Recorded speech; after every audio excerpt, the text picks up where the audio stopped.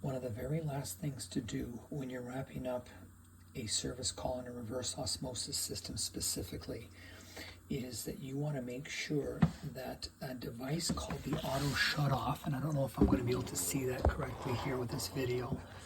It's hard to get in there, but it's this device here, and it's got four tubes that go in and out on each side. But what the auto shut off does is it controls the system to know when it's time to turn off the water production, because it says that the tank is full. So you want to make sure that this thing is functioning, because otherwise you can bury a customer with a super high water bill, because if the auto shut off fails to close, it will still produce water and fill the tank and give the client all the water that they want, but this will be running to drain 24 hours a day.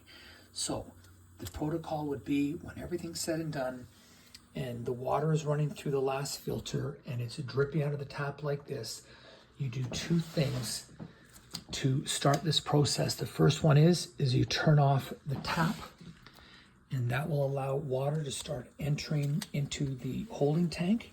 And then what I do is I start a stopwatch.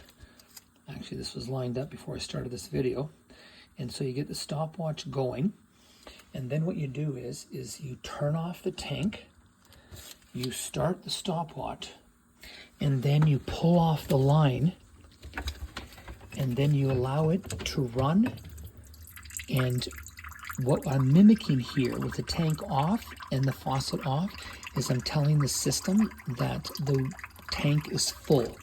And so what you want to see this, the water that's going out the drain, is to stop running.